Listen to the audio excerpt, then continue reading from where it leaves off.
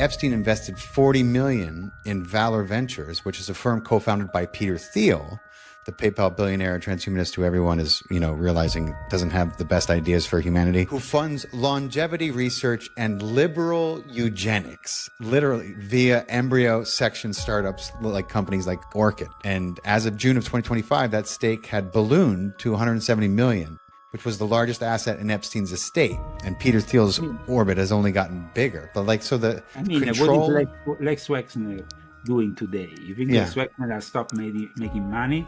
He has continued. Of course. He's actually family, Russian Jewish, like the family of Epstein. His father was born in Russia. His mother was born in Brooklyn, like Jeffrey Epstein. Right. And that's what really my books brings out, that no other research on Jeffrey Epstein, a family business.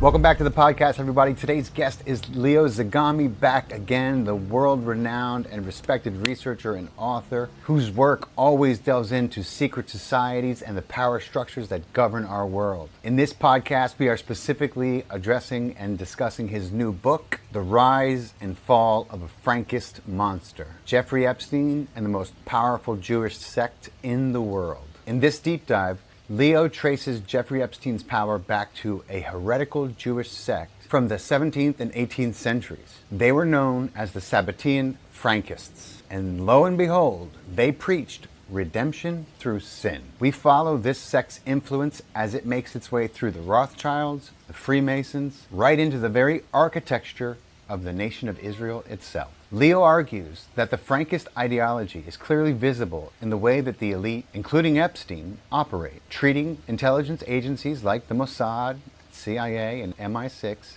as subordinates, because that's, of course, why each and every one of those agencies was designed. Join us as we uncover the true significance of the mega group and how it's this secret history that is shaping our world political landscape today. Sit back and enjoy this one. Hey, it's good to see you, Leo. It's been a few months.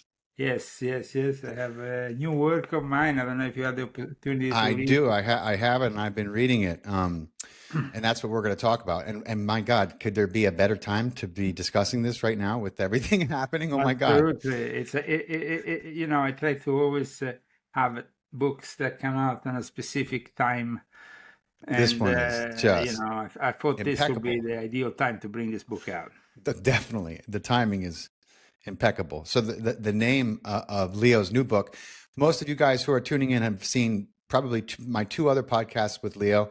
This is my third, and I welcome him back. He's absolutely one of the most meticulous researchers and writers that I know out there, right next to David Icke and, one or two others. Just incredible. So Leo, appreciate your time. And we're going to talk about your new book, The Rise and Fall of a Frankist Monster, Exposing Jeffrey Epstein and the Most Powerful Jewish Sect in the World. So, I'm into this book, and I couldn't put it down once I started it. It's really ties together so many things that I've never really made the connection to, and it's just perfect timing, as we said. Absolutely. So.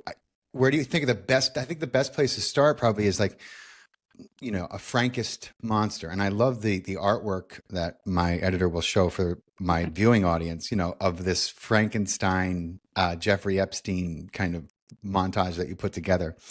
And it's a cut-up technique, which usually is used by my graphic designer. Vincenzo Viceversa is an artist who I've been knowing since the end of the 80s.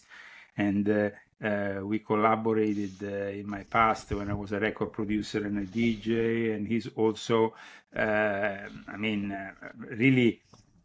had his own experience when it comes down to symbolism. He was in his youth involved with the Temple of Psychic Youth. Okay. And then later on, he abandoned that for a different kind of approach, as he embraced a more Christian, let's say, background. Gotcha. So today, when I work with him, I kind of rely what my book is, and we try to transfer those ideas in images. Yeah. The cut-up technique means that he cuts up different things and he Yeah. paste them together in a very artistic way. Yes. That's also his specialty. And this time, of course, is this cut-up which puts together the traditional Frankenstein monster Yeah. With Jeffrey Epstein. Yeah.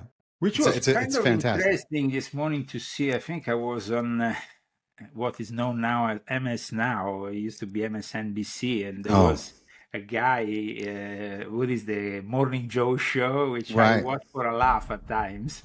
And the guy was like, because just like Frankenstein, Jeffrey Epstein was wow, he said that? Yeah, and I was like, wow. I was like surprised. Because at the end of the day, this is not really a political issue. It's something that, of course, America wants to know more about, but probably even now with the eventual disclosure we hope we will have, it's going to always be partial, of course. like I stated in the introduction, because you're never going to see the videos that compromise powerful people or any other kind of compromising material. Of course, maybe there will be some.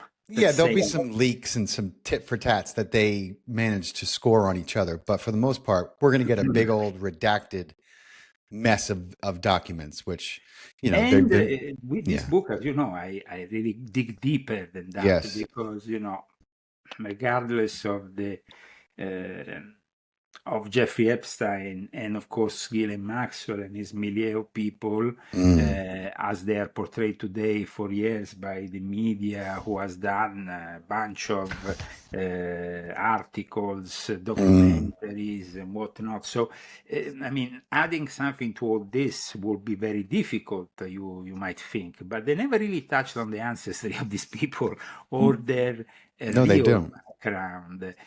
Which connects them to this one big club, and we are not in it. As I wrote, citing, of course, a famous. Who said that? George Carlin. Yeah. Yes.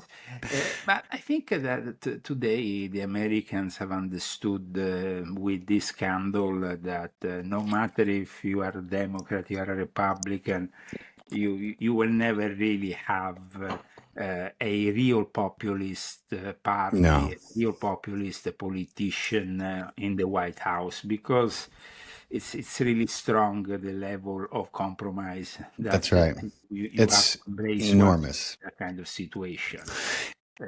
I say to people, if you want to understand the level of compromise, look at a picture of Kash Patel before he was sworn in, or before they did whatever they did to him. And then look at a picture of him afterwards. Look at his eyes. You know, he's like, he looks like a deer caught in headlights. He can't, like, he didn't walk around like that before. There's all kinds of footage of him. And he was like very cool, relaxed, you know, openly stated, you know, targeting the deep state, and, you know, had a lot of things to say about a lot of people. Same can be said about Dan Bongino. I mean, he was one of my favorites. Oh, Dan Bongino is another one. Yeah. When I drive with my car around, I put this radio show on. Just like, I like the fact that he was quite outspoken about a number of issues. Yeah. And now it's a disappointment, because every time people get called in to be part of an administration, the administration at some point gets compromised. I don't think that it was so compromised in the first presidency. I don't think so either, but now, Now there is also the fact that you are reaching the end of a career once you end your second mandate in the White House. And so you have to look about for your future, the future of your family's interest and so on, which might not always be the interest of the American people. I mean, you can say that again. When you have a crook from Saudi Arabia, you know, presiding and being invited with the, you know, my God, and the whole show, and then even Elon Musk going back into the White House in this very just recently, the terrorist who they had invited in, that who you're referring to? Yeah, the prince, the terrorist. Well, I mean, he's like, wasn't he like on our like top 5 No, terror? no, I'm not talking about the Syrian president. I'm Oh, talking okay, about okay, that's right. Mohammed bin Salman, Oh, okay.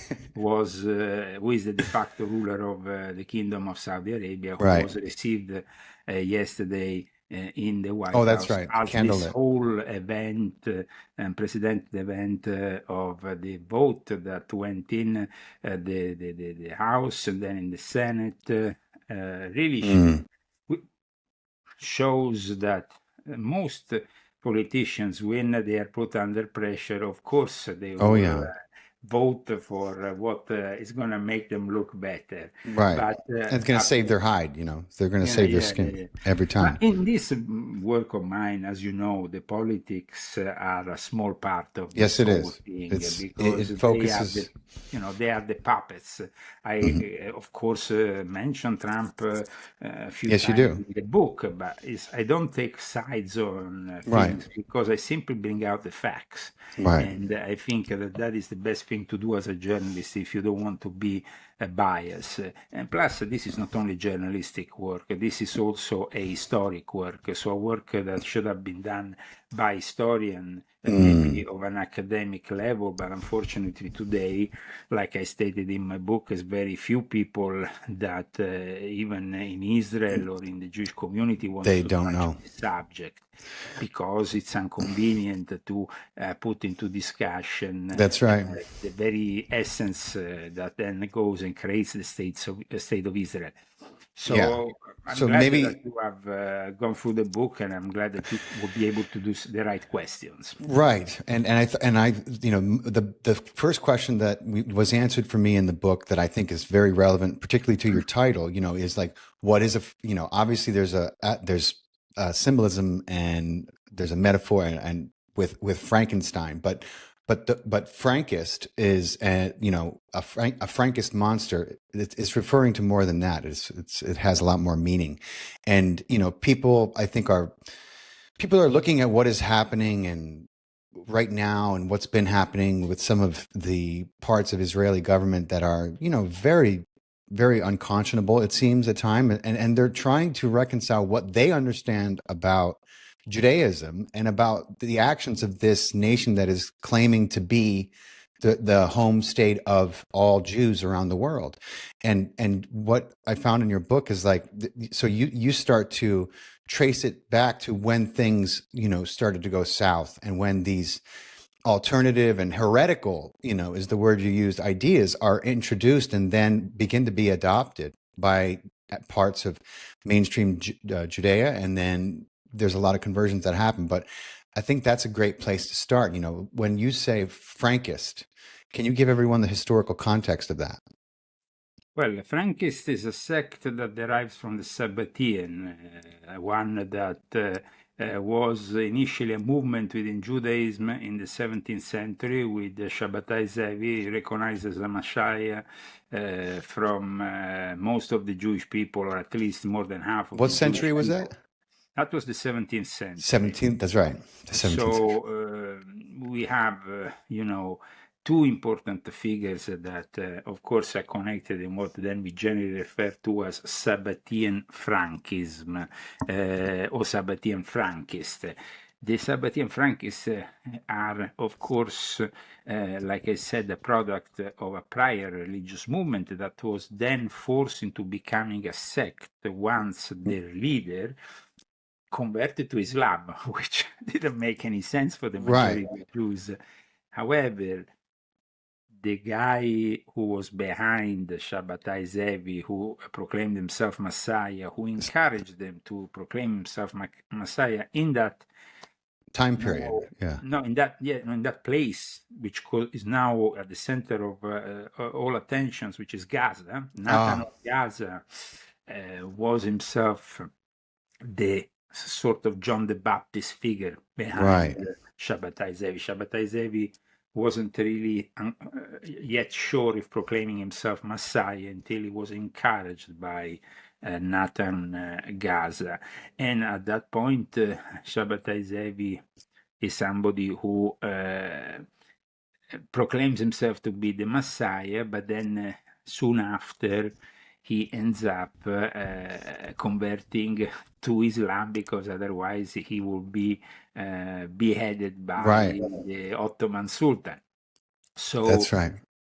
all this comes from, of course, the big interest that in that time period there was for both topics, the Messiah topic as well as the Talmud and the Kabbalah, viewed in the light of the Lurianic Kabbalah of Isaac Luria. So there was a lot of interest within the Jewish society, since there was this deep interest. Then there was, of course, the Zohar became the book that kickstarted this interest. What was it called? The Zohar? The Zohar. How do you spell that? How do you spell that?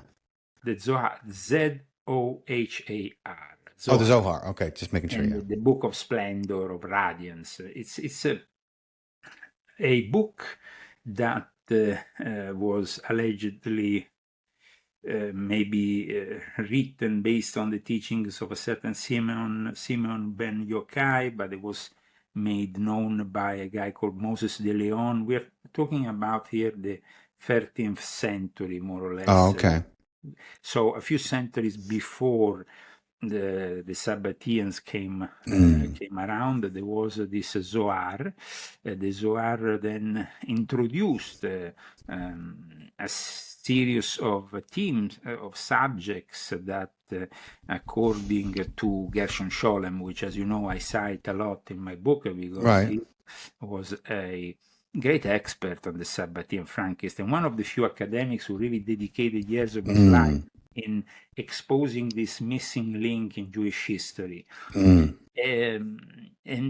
of course, the Zohar was also part of Kabbalah, and Gershon Scholem was a great scholar when it came down to Kabbalah.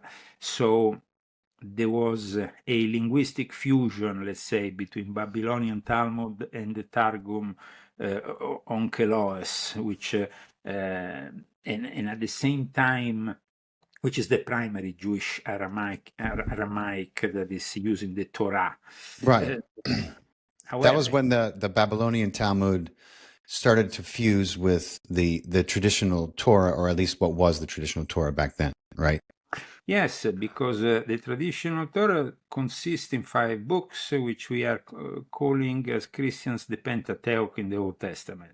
Right. Now, what happens is that the actual, then you have the oral Torah, which is another element, which is more kind of interpretative.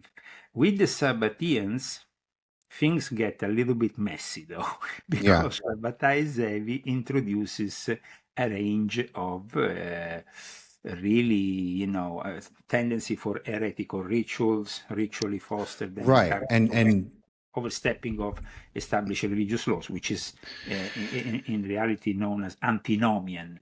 And then you have this strong Kabbalistic influence that starts to utilize, of course, the Kabbalistic terminology in the writings of Nathan of Gaza, but the interpretation becomes somehow, even if there is still a strong emphasis on the Messianic or Redeemer tradition, it becomes, it shows emphasis on the dark and demonic powers. That's right. That's what I was going to ask. These concepts. The clipot. Right. But like, so when people are trying to understand this, what I want to make sure they're clear about is like, so this was the first time that the introduction of things that were obviously logically nonsensical, but he was presenting them as a way to manifest divinity, First of all, we have to understand this. There is a trio of false messiahs that comes along and changes forever the course of Judaism. It starts with Shabbatai Zevi. Then at the end of the 17th century, it manifests in what we have with Baruch Russo, and then we have 100 years after the birth of Shabbatai Zevi, the birth of his heir, who claims to be his reincarnation, which is Jacob Frank. Oh, They are Jacob not Frank. That's related. right. Jacob Frank. They are not related in Right. He reality. claims to be the reincarnation of Yeah, him. because the reincarnation element is accepted by certain Orthodox, Right. by what now we call Orthodox, but in reality, there is only one form of Judaism, because, if you now go into Judaism, it's like going into a supermarket in which you can shop Right. this or this other option. In reality, Moses offered one view, Right. which then is relayed in the Pentateuch, which is the 10 Commandments and 615 laws that need to be practiced in order to be a Jew that is in somehow coherent with his tradition. Now, today, unfortunately, that doesn't happen, and that's why my book starts with this decadence of the Jewish faith, which becomes also the decadence of the Jewish people. It becomes also the decadence of the ethics and morals that make today possible for pedophiles to That's right.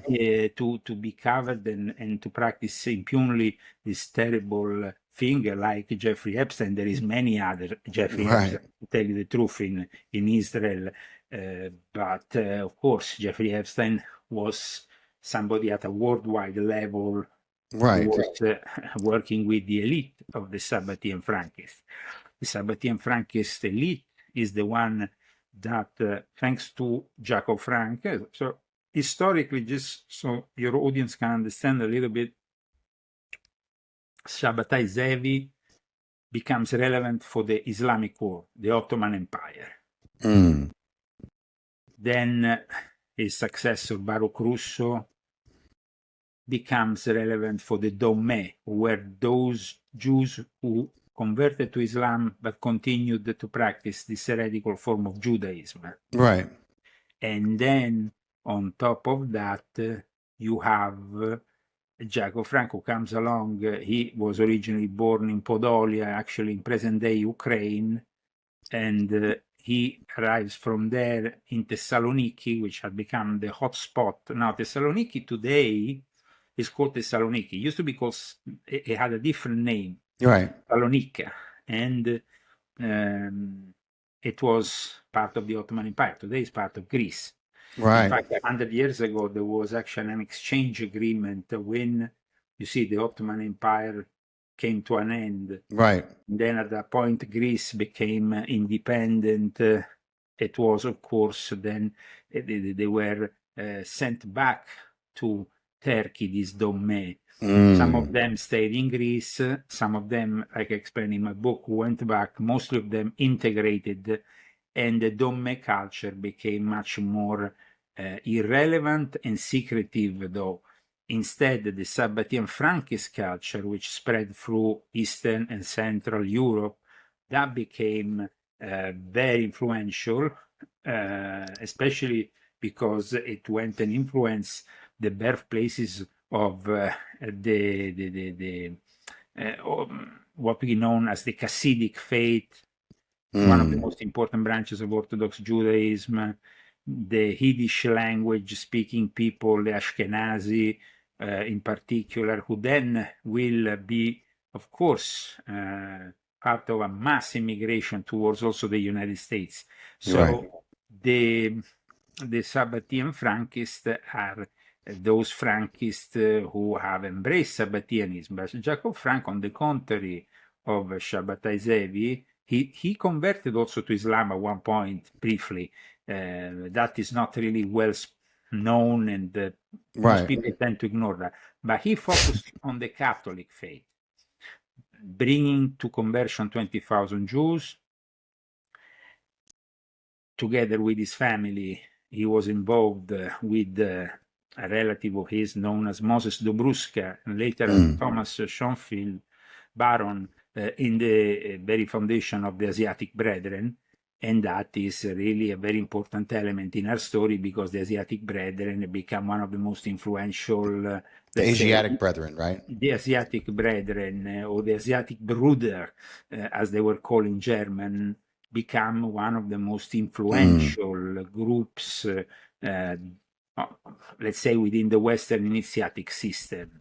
So with the Shabbatai Zevi, we start this deviance from Judaism, breaking all the laws of Judaism, practicing things that are deliberately ridiculous for a normal Jew. I mean, eating pork in consecrated holy days of Judaism, or indulging in orgies, wife swapping. But most of all, if we have to take it in an esoteric context, as I know your views and your audience are based mostly on that kind of emphasis, I would say that the dark and demonic powers that are ingrained in every man's constitution and oppose each act of salvation were at the basis of these practices. So the clipotic powers. Now, the clipot is something, I don't know if you ever... What's it called again? The clipot. How do you spell that? I'm trying to hear the word. It's tough with your accent. Yes, no, is something that you will find also in the teachings, for example, of Kenneth Grant, emphasizes the importance of this darker aspect, let's say, of the Kabbalah. Clipot is spelled Qlippoth. Oh, wow. Okay. And the clipot in Night Side of Eden, Kenneth Grant, who used to be secretary of Aleister Crowley and stuff, he explored the tunnels of Set, pathways corresponding to the clipotic trees. The clipot were these dark shell. I mean, we can consider them precursors of the demons. Right. So, I mean, and then then you get into like, they were called the synagogue of Satan, but then it seems like, well, when that was said, it was a long time ago, but you see, there is then a problem here that I tend, in fact, to underline during the course of the book, because this is not an anti-Semitic book. In fact, no, it's not. It received the praises of the Hasidic people in the Hasidic community, even people from religious Zionism who felt betrayed by the whole thing in the last few years, who said, Leo, you have been very respectful of our tradition, and you have never really done anything that can be deemed as anti-Semitic. Because you actually, for example, debunk the conspiracies that are today very current, like the Khazarian Mafia, which is based on complete rubbish, which I dedicate a whole chapter to, as well as the fact that I explained that is a little bit like the Catholics. I can't say that all Catholics, of course, are corrupt, but I can definitely, like I did in my books, yes, you did. Jesuits, critique those progressive forces that are now taking hostage the Catholic Church. I mean, I can't generalize, so it's not. And also, there is a difference between the race and the ideology of the religion that takes absolutely, because otherwise we become racist. And that is the very essence of the word racist. And so, as a researcher as well read as you, and because I can't think of another people who have an ethnicity that doubles as a religion, and I'm wondering. There is. I mean, for example, you have the Sikh in India, which we can say they are, well, maybe if you want to focus on a specific race and their religious background, we could, in a way, consider all the Russians Orthodox Christians, because that's where they came from. Of course, then we had that interlude of the Soviet Union that kind of brushed off that religious essence, but is now coming back, being part of the whole ethnicity. Of course, we have also minor religions here and there, which are specifically linked to a race. But having said that, there is always part of a race that embraces things and part of a race that doesn't embrace things. Right. I mean, even within the Jewish world, what does the Sabbatean Frankist element constitute? It constitutes a moment of breaking, but it also, for example, with the Masonic and Illuminati element, participate to what is known as the Jewish Enlightenment, which then brings to that secularized Judaism, which is really far away from religion. So So there is also that input that maybe a sect like the Sabbatean Frankists can have, and that is even, like I explain in my book, at times endorsed by modern historians in Israel who claim, well, they are the basis of great things like feminism. I mean, Yeah. I hate feminism, or I hate maybe certain leftist things that nowadays they claim have the roots within the Sabbatean Frankism. Yeah. The reason why I mention that is because, there's a lot of people, like myself included, that believe that the effort to conflate Zionism with Judaism, and the effort to conflate and the trap is to stereotype Jews around the world. No, you do, but actually, I'm trying to trace, actually showing that Zionism itself was partly born because of Puritans in the Christian world. That's what the book is showcasing, and I understand that. What I'm trying to figure out is, do you think that this trap that has been set, I think, to that baits people into stereotyping all Jews around the world, half of which are secular anyway, with Zionism and the actions of Israel? Do you think that was done deliberately by, like, let's say, the Rothschilds, in order to protect their interests and also be able to scream, well, you're just racist, you're an anti-Semite? Who are the Rothschilds? I mean, in my book, the Rothschilds are well defined. They are part of the Sabbatean Frankist cult. Right. Frankists in particular, with Jacob Frank, entered in Frankfurt and were at the center of the attention of the future banking establishment, including the Rothschild. The Rothschild themselves were protagonists in various parts of Europe, which had somehow given in to the Sabbatean Frankist heresy, and they were very much endorsing. If we want to go even deeper, we can say that the Rothschild, some of the Rothschild, not all of them, but they were directly involved even with the lodges of the Asiatic Brethren in their financing, including the one in Frankfurt. So and then we have Jacob Frank, that at the end of his life, Jacob Frank, moves outside of Frankfurt in Offenbach, in the greater metropolitan area of Frankfurt, and then creates a court, almost, like he was nobilitated. He was an aristocrat at that point, and he was treated as such, and he had a whole castle where he was receiving all these very powerful people. Wow. So the actual thing that you are telling me, the Rothschild. Yeah, but the Rothschild are just one of the many families, because when you go through this book, you find many others also. And you find people and families that are deliberately staying in the shadow. Maybe the Rothschild, they were kind of pushed out of the shadows because their banking work in so huge historic occasions, and even the fact that they were involved with the Vatican for a long time kind of brought them out of the closet, let's say. But the Sabbatean Frankist identity is very visible in how they have sold themselves and how they have practiced not really traditional Judaism, but at the same time they became very much involved from the Balfour Declaration onwards. The very layout of the State of Israel. But I repeat, it's one family. Here we're talking about a whole bunch of people, the ones, one big club. One big club that goes and finances people like Jeffrey Epstein, in the rise of Jeffrey Epstein, and also in Ghislaine Maxwell's rise.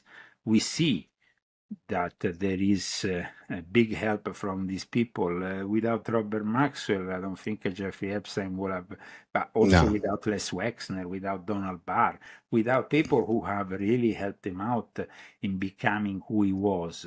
And that's why there is a very big misunderstanding at the moment, because they say, you see, Jeffrey Epstein was working for Israel. No, it's the other way around. In fact, now a lot of people, including the young Turks who do, with the check, he's saying, he's kind of shocked, about what is coming out in these mails and things. But this demonstrates that basically Jeffrey Epstein was more powerful than a former Israeli prime minister like Ehud Barak, or was more powerful than. So that makes him one of the most powerful men in the world. How is that possible?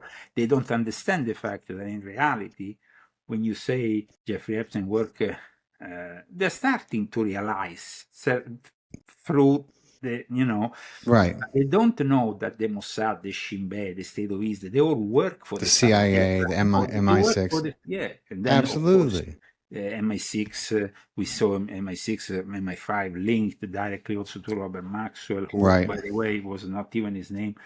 And so they are working for, it's not the other way around. It's like, for many years, people like me, people like David, many other people, have said that there is an elite, and there is, of course, an elite that directs things and directs these intelligence Of course. services. It seems like for a lot of journalists now a surprise and even a shock that certain truths are coming out, and they can't really understand the whole thing, because even the average folk today will say, yes, Jeffrey Epstein, he was working for Mossad. No, wrong. Mossad was working for Jeffrey Epstein, Right. and behind him. So, or MI6 was working Or CIA, yeah. for the CIA. That's why they acted in this way, and they're still acting in this way, and they're very afraid of covering up the traces of these links, because, of course, we had the mega group, which I talk about in the Right. book. That's the literal name of this group. It's called the mega group, right? Yeah, and it's not making Europe great again. It should No, be it's called. not. It should actually be called the MIGA group, make Israel great again. That's right. But at the end of the day, it's very problematic, I think, for people to accept this, because we have now a state of Israel which is created as a reality, and like I say in my book, it's a reality that needs to be accepted, because after all this persecution, after millions of people who have been put in concentration camps, after pogroms, after the Sabbatean Frankists have basically persecuted their own people more than anyone else. That's the thing people don't realize, Yeah, so it is actually the main thing that people seem to have a problem with in the interpretation, and then that will inevitably bring them to anti-Semitism, to generalize, to hate the whole Jewish people or the state of Israel. I'm not saying that Benjamin Netanyahu is my hero. Absolutely not. No, I'm not saying that other figures within Israel are, nowadays we see, for example, we had just recently several officers wounded in a clash with settlers. And this is a part of the agent provocateurs that, in the Gush Etzion area near Palestine town of Sair are acting, and you have all these Israeli settlements which are considered illegal under international law. Well, yeah. And it's, of course, all used in an instrumental way by the Sabbatean Frankists. Right. So it's...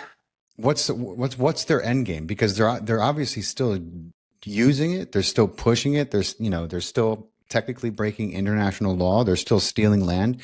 We see videos on social media daily of settlers. The problem is that most of these settlers, they are brainwashed and manipulated, just like any other person in this planet who is pushed to do things that they might think they are of their own making and of their own interest, but it's a reality. And they have the IDF to guard them, and make sure that they are not harmed. But having said that, once you obviously start saying these things, there will be inevitably somebody who will say, you see, it's the Jews, you see, it's Israel. And that is the thing that the Sabbatean Frankists actually want. That's what I was getting to. You see that they have always operated like that, even before the Holocaust. Even before the Holocaust. Yeah. And they operated like this in Russia. Mm-hmm.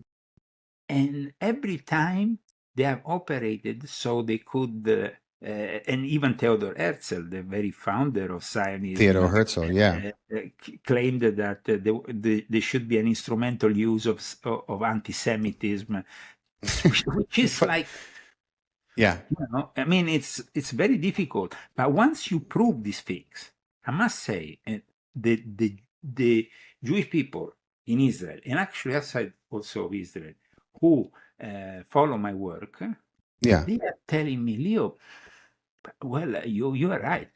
You are right. So it's like, you are right, because even, I cite also in my book a guy called Rabbi Marvin Antelman. And I cite also a late friend of mine called Barry Kamish. Barry Kamish was a little bit less of a religious Zionist, but Rabbi Antelman was a religious Zionist. A religious Zionist kind of were tricked into supporting this whole thing, because it's almost like Zionism came around as a project within the Masonic English Church of England establishment. Everybody was kind of following also British Israelism, which was this great lie that was pushed from the times of Oliver Cromwell, in order to also get the elite in Great Britain, in the United Kingdom, to believe that they were especially linked with Israel. So they had a special link. Right. And so when the mandatory Palestine, when you have the English who were actually ruling, the British were ruling that area after the Ottoman Empire was forced to crumble. Right. And forced to crumble by who? If we go and study volume 10 of my Confessions, then you see that all that Masonic Dome establishment within the Ottoman Empire that in the end cracked the Ottoman Empire, which I mentioned also in this book when I talk about the Young Turks, for example, in particular. Right. It was like to facilitate France and England and Great Britain to take basically the whole Middle East. And then, of course, we see Saudi Arabia, the Wahhabi, as another religious product of this whole thing, the Salafi, the fundamentalism. So here is not really restricted to one religion, the damage that even these Jewish messiahs had, because inevitably, once you, like Jacob Frank and Moses Dobrusk in particular, which becomes Thomas Schoenfeld, introduce these teachings within the lodges of Freemasonry and the Illuminati, Right. then it becomes a much larger thing, because there is an integration of both esoteric as well as practical alchemy, but then it becomes also an integration like of, for example, with the philosophie sociale, of the social philosophy, of modernization, of politics, of things that have actually to do with the real world. Right. So we find in Frankism a tendency to reinforce military customs. We have an application of hierarchical structures. We have of the what structures? Hierarchical. So it's the like hierarchical. in the hierarchy, you have an autocratic leader as the head of the organization. Yeah. And this also explains from time to time the accusations that then were moved against the Jews through the protocols of the Sages of Zion, which, by the way, as you know, already in volume 10 of my Confessions, I had explained were to be interpreted as the protocols of the Sabbatean Frankists. Right. Because that's what they always were. Absolutely. Well, that was they were always were. So the fact that we had then this mix, that this alliance, let's say, with the Catholic world, it's a very important alliance that we need to make people understand. It's an alliance that became initially through the conversion 20,000 Jews embracing Catholicism and also embracing the surnames of those godfathers that were given for the baptism. Then at the same time, later on, the infiltration of the nobility, the aristocracy, first of the Catholic world and then of the Church of England, through marriages, which will not be possible if you were a traditional Jew who only you wouldn't be allowed. But because there was this flexibility also due to the fact that they were expanding, and then there was this very interesting, this link between late Renaissance magic, our modern occult traditions in the West, through these esoteric elements. These esoteric elements, I'm talking about esoteric elements that are included first in the Asiatic Brethren. I would say that with the B'nai Brit you have less esotericism and more practical control of things, because the B'nai Brit is a big fraternal organization based on Freemasonry. What's it called again? The brain. B'nai Brit. B'nai Brit is the largest fraternal organization today of Jews, with millions of adherents around the world. Each capital city in the world has a club, lodge, basically. Oh, okay. Until the 1920s, they were more formal and more like the Freemasons with their, with their whole regalia and stuff. Right. They like to impress in that kind. And then what happened?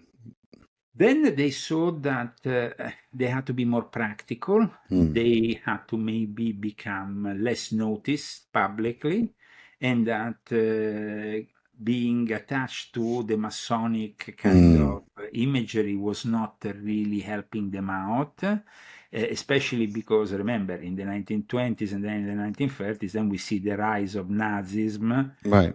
And then we have the persecution of the Jews in Germany, who were, let's say, the largest group outside of the United States that embraced this B'nai Brit, which was founded originally in New York by German Jews. Right. So the B'nai Brit was and is today a paramasonic organization. They still have probably their own secret rituals and whatever, but they tend to become more and more close to the think tank or the club, like the Lions or the Rotary, than the traditional, more esoteric forms of Freemasonry, because that trend kind of went, it was absorbed by the elite and was kept within closer groups, insider groups within the B'nai Brit. Right. That is where we find a lot of people also involved with the rise of Donald Trump. Yeah. Oh, yeah. Do you think that, would you make a case based on your research that it was actually the Sabbatean Franks, or at least that sect that funded and allowed for the rise of Nazism? That is something that in my book becomes very obvious when we talk about the agreement, that the transfer agreement, the Havara agreement, yes, that was put in place between the Zionists and the Nazis, yes, in a pivotal moment in history, after the election of Adolf Hitler. The B'nai Brit, which at the time already had, let's say, control of the whole banking system on behalf of the Sabbatean Frankists, could have opposed the whole thing, but in reality they made a deal which is still to this day very difficult to understand even for Jewish people. Of course. A book that was published in the early 80s, in 1984, called The Transfer Agreement by Edwin Black, to really start bringing out in the open a matter that was considered somehow shameless, even for the Jews themselves. But that is also the whole thing connecting to the very birth of the Shoah, because then, of the what? The Holocaust, as it's called, the Shoah originally, that's how it should be called. Then, the Holocaust is also another term that Unterman was very specific, the burning offering. Okay. It's almost like a human sacrifice, that you are implying. So, in reality, the burning offering is not a term that should be used even for the Holocaust. It should simply be, because the word Holocaust in ancient Greek means burnt offering. Right. And that is obvious. I mean, a Holocaust is, in the traditional interpretation, a religious animal sacrifice. Right. That is completely consumed by fire, also known as the burnt offering. Do Right. you want to call a tragedy like the Shoah something that obviously refers to a human sacrifice of sorts? I don't think so. No. But because of the ignorance of the majority of people, yes, let's call it the Holocaust. Let's be open about Well, it. and it worked for what they were going for anyway. You know, they were trying to leverage all of Palestine, and they needed, you know, as much as they could thrust upon the world to justify that. You know, It's always we go back to the transfer agreement.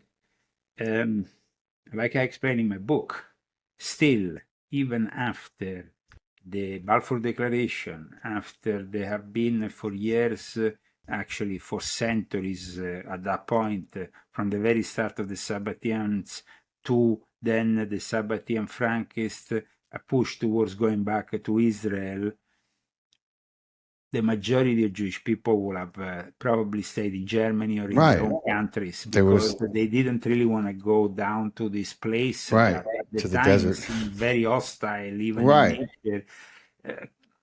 Apart from the fact that they were also the indigenous people of Arab descent there, so you have to deal with also that. Right. That is a problem that has not been, you know. No, obviously they're still dealing with that. Yeah. So I think that we need to understand that if today we have the state of Israel, it's because of all this persecution, and also of the fact that at one point in that period, the Jews, when the persecution started after the transfer agreement that led to the Holocaust, the Jews were sent back when they were trying to come here to America, when they were going to England. Right. They weren't allowed to go anywhere else. Yeah. So what are you going to do now? You're going to persecute the descendants because you send them here and there and everywhere, but you didn't want them in your home, and you want them, and you sent them there, and now they are there stuck in a situation that is obviously not peaceful, but by your own creation. So your own governments should be responsible. And those own governments is not the United States of America necessarily, because the United States of America played a very small role still in international politics until the Second World War. Right. So we need to talk about England, Great Britain, the great responsibility of Great Britain, France, Germany, Europe, basically, in essence, and Russia. Yeah. But these countries will never, acknowledge that the Sabbatean Frankists led them to do something like that. They created a monster. Yeah. Like I said, the Shoah, which I prefer as a term because the Shoah means catastrophe. Mm-hmm. It's a much better term than Holocaust. Right. No? Yeah. Seems, for me, at least. And then when you understand that Adolf Hitler's background was Sabbatean Frankist, he came from Austrian Sabbatean stronghold, Frankist stronghold, in a ritual that he was produced in with this gram, in 1888, he was conceived. I mean, these things need to be addressed to have a full understanding of the level. That then you have, of course, the alliance between Hitler and the Grand Mufti, who was Arafat's uncle, who then encourages him into the Holocaust, and so you have this link also with Islam. But didn't Sabbatai Zevi himself have a link with Islam in his literally followers? Yeah, I'll say he did. Yeah. I mean, he embraced it. So he then inserted elements of Islam into the Sabbatean reality that then are still kept by Jacob Frank. Mm-hmm. I mean, like we said at the beginning of the interview, Jacob Frank was also linked to the Muslim world, not only to the Catholic world. And at the same time, though, he was also linked to the Orthodox world through his his work that he was doing undercover, that then brought him, in fact, under the eyes of the Inquisition and to be arrested. That's right. actually freed by the Russians at one point in this monastery of Czestochowa, where you have the worship to this day of the Black Mary, the Holy Mary. I think that the Nazis and the fact that so many Jews died, so then they could establish the state. Yeah, that's why they call it a Holocaust. I think it's a sacrifice that the Sabbatean Frankists did That's on right. their own people. That's right. But it's not understandable for the majority of people No, who generalize Jews and say they are one unitarian force. Right. No, they don't understand the nuance. Yeah, but So my book tries to break that. it does. And I'm glad that you have appreciated it. Yes, absolutely. And it's fascinating the education you give about the word golem and about the Frankenstein, the famous novel that everyone knows that was written by Mary what was her last name, Shelby, I think. Mary Shelley. That's right. Like the level of allegory, it's just it's mind blowing, and you have a little part where you wrote, very, very relevant to what's happening with this seemingly endless persecution that is going on against, other than like the ethnos supremacy that we're seeing exert itself, where it comes from. And you mentioned in your book that her name was Courtney Turner, and she wrote an article about it. Yes. Which showcased like she has actually a great show. I go guest. Oh, nice. Now and then on Rambo. I mean, she's definitely an author that I follow because her research seems to be very much spot on. Yeah, and she explained in one. She said that Epstein's empire intersected with the Santa Fe Institute, where he donated $275,000, and Jim Rutt was the board, all this stuff. But then she writes more provocatively, Epstein invested $40 million in Valor Ventures, which is a firm co-founded by Peter Thiel, the PayPal billionaire transhumanist who everyone is, realizing doesn't have the best ideas for humanity, who funds longevity research and liberal eugenics, literally via embryo section startups like companies like Orchid. And as of June of 2025, that stake had ballooned to $170 million, which was the largest asset in Epstein's estate. That's what per reports. And Peter Thiel's orbit has only gotten bigger. But it's just crazy. You could see that using AI and that control. What is Lex Wexner doing today? You think Lex Wexner has stopped making money? He has continued. Of course. He has been, of course, the principal guy in the development of Abercrombie and Fitch, Victoria's Secret, and La Senza. Right. Today, if we go and see what he's doing today, he's actually still making money connected to the AI and healthcare. And he's AKA for them eugenics. Yes, I mean Lex Wexner hasn't given up making money because Jeffrey Epstein. That's for sure. Didn't have any kind of connection to this scandal legally wise, because he has not received any criminal involvement. Of course. I mean, his actually family, Russian Jewish, like the family of Epstein. His father was born in Russia. His mother was born in Brooklyn, like Jeffrey Epstein. Right.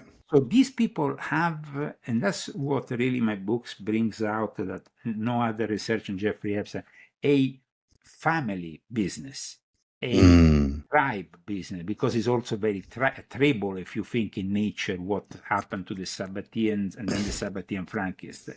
It's kind of tribal because they become a tribe within their own people. So Right. you have, of course, everybody focused on the 12 tribes of Israel, whatever, the lost tribe or this and that.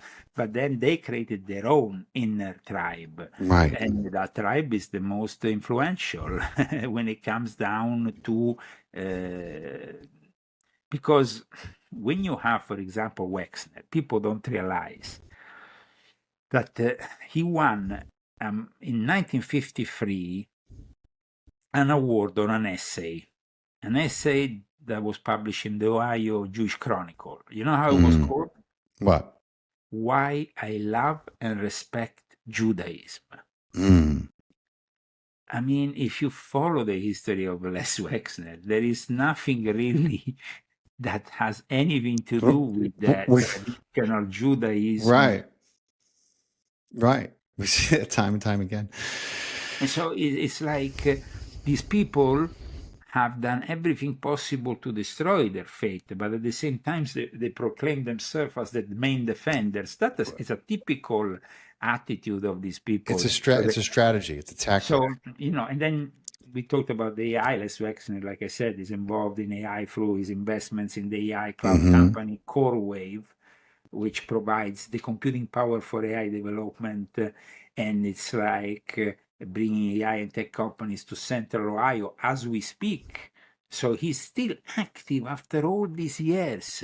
We are in the year 2025. I mean, this guy was publishing essays in 1953. I mean, it's just like, and they continue until very late in their age. Watch Kissinger. He was influential until he was 100 years old, and then That's he died. right. Yeah. That's for sure. He was. So if Epstein was kept alive, he would have been very influential for decades to come. Yeah, that's for sure. That's for sure. What do you think is how do you see this playing out in, like, with what's going on and what's left of the Palestinian people, and like where does it go from here? How does it get resolved? What do you foresee happening? I keep on saying that their plan, generally speaking, and this doesn't involve only Judaism, but all faiths, is to go towards a one-world religion with the AI at the apex of it all. So also a relentless belief that science is the solution of all problems in this, the Lexley Wexner of the situation, the other people who have created the mega group will continue being the elite of the B'nai Brit, like the Illuminati were the elite of Freemasonry. Right. And that also, when you said that Frankenstein has many meanings, including one connected directly to the fact that Dr. Frankenstein himself is depicted as going to school in Ingolstadt, where they founded the Illuminati. So there's a pretty clear and direct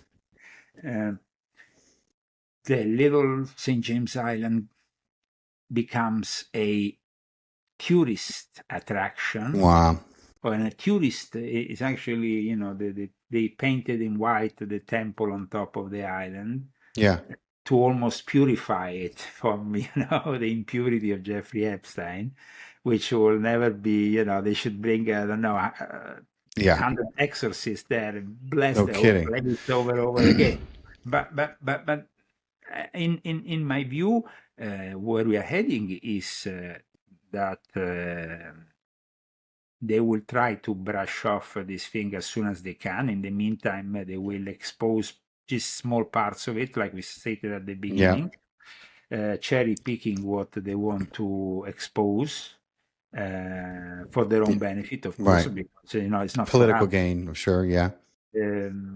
And so if they want to if they want to throw somebody under the bus, this is the right time to do it, including Trump himself. Of course, yeah.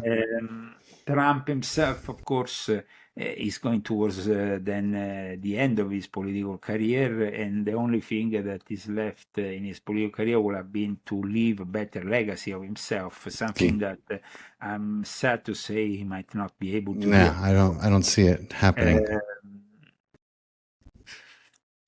I still hope. I mean, when he first got elected, I really thought that he might be able to make a difference, but it seems like he's just been so compromised. He's fallen right in line, you But know. the compromise comes from a system which is completely compromised, like I describe in my book from the very start.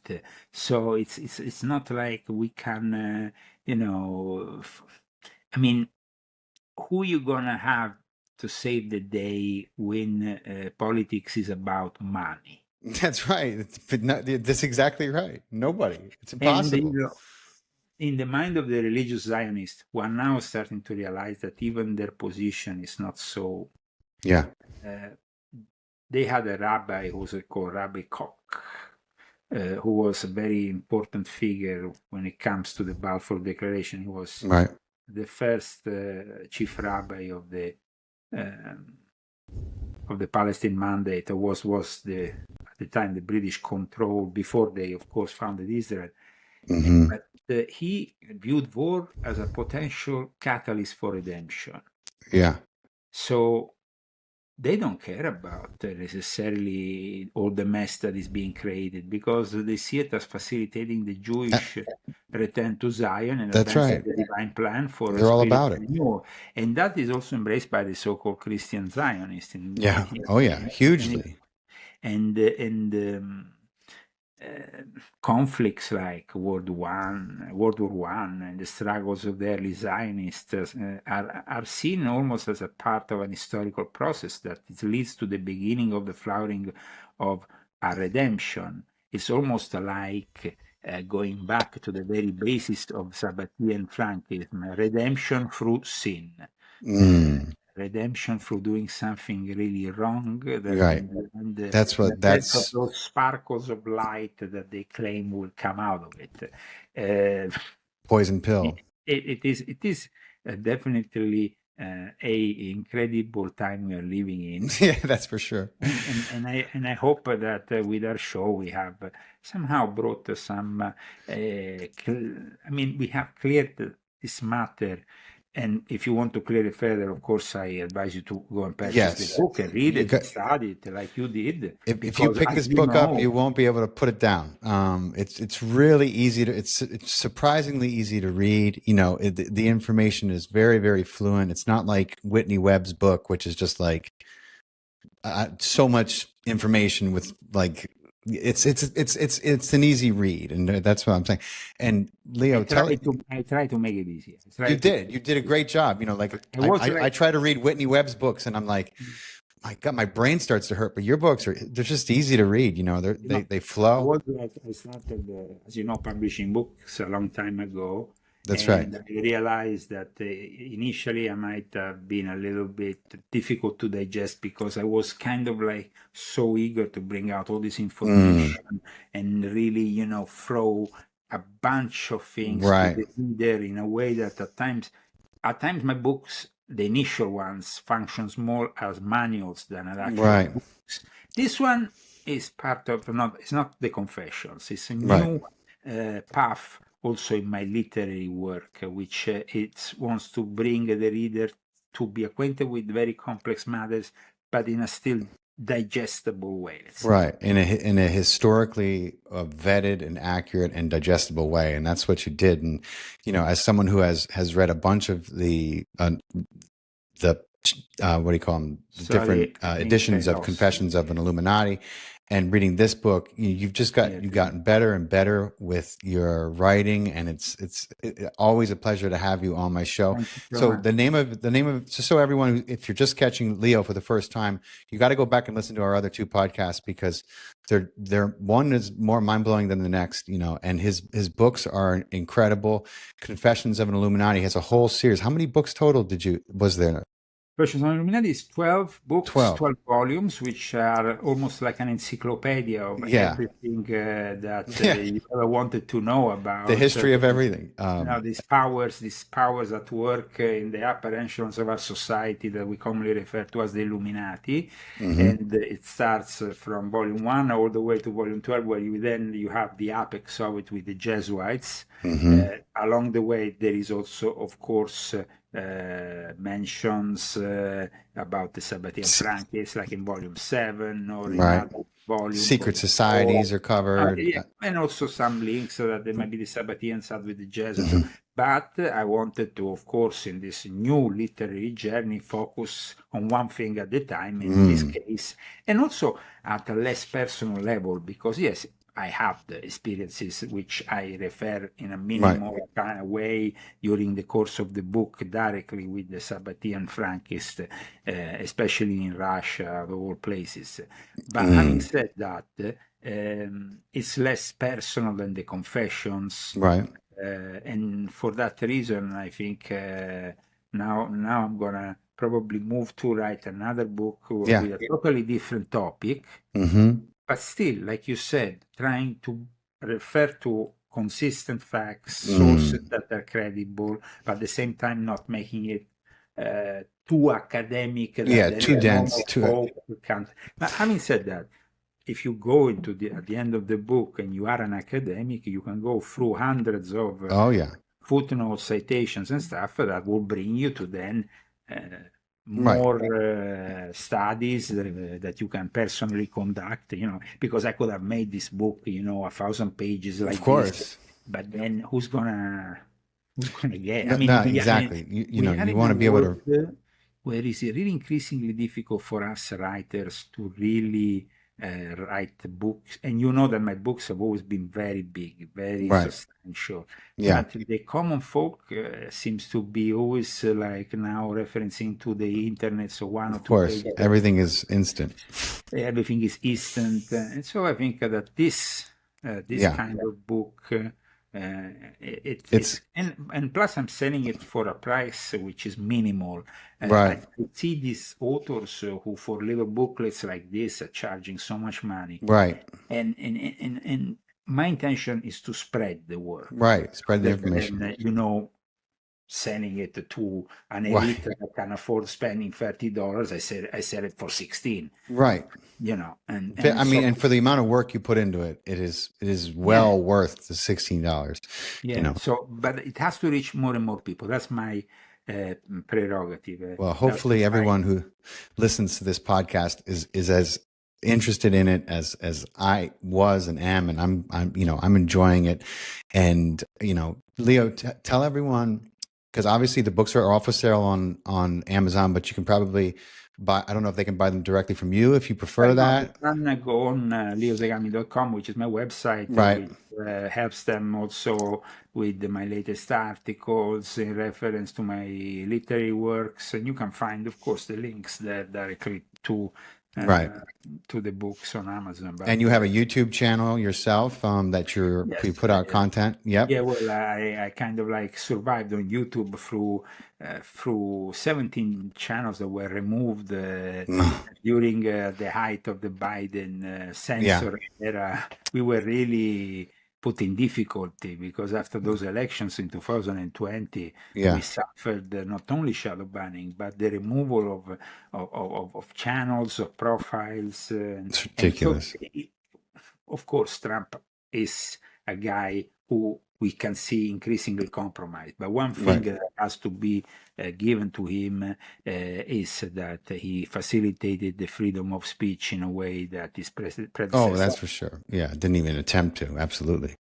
Yeah. So that is, I think, very important because it means a respect for the First Amendment. Yeah, absolutely. It's one of the few things, I'm saying this in the year 2025. I hope that in the next 2 or 3 years he doesn't change his mind. No, that's becoming. That'll be that. If he does, that'll be it. That'll be the last thing. The last straw. But at the moment, I think that as Americans, we can state that we still have a constitution in a country that gives us this possibility. That's why, as you know, I had to flee Europe, and I'm no longer European. I renounced formally to my Italian passport, citizenship, simply because they don't have the same freedoms. In Europe, you cannot talk about these things. You can be arrested for making certain statements in your Yep. books, in your articles, in your shows. The judiciary comes at you in a way that is unimaginable here in America. So we are still blessed, and I hope Yes. we'll continue We to have, be blessed with this great freedom we have here in the yeah, United we States. have to keep it. We have to work to keep it, be diligent. Absolutely. Absolutely. Leo, it's been wonderful. My best to you, my friend. I'm hoping everyone definitely picks the book up. I'm sure a lot of people who hear this are gonna. And let us know when next you have a next one coming out, and we'll send you some stuff for your YouTube channel when we get it ready. Absolutely. Thank you Thank you, so my much. friend. For the Thank you. best. Bless Thank you you. to you. For everyone listening on YouTube, please don't forget to hit the subscribe button if you made it through that interview with Leo, and we were able to help decipher some of his strong accented words. We appreciate you. And if you're listening on Spotify or iTunes, we would be so grateful if you could drop us a 5-star review and review our podcast. Even if this is not your first time listening, we're trying to grow our audience. We're trying to overcome a lot of algorithmic suppression. We're trying to court some sponsors, and we need your help. Also, if you want to support my work, we have a Patreon page that you guys can join. You can join for free, and then we have all these incredible tiers. And I have all this customizable merch for one of my tiers that I'm super excited about, that plays with my logo, the Far Out with Faust logo. And I would love to send you some of that. So please check out the Patreon page. Follow me across all my channels. I'm always putting out content. A lot of big news coming. God bless you guys. Thanks for bearing with me and hanging in there. And I love you.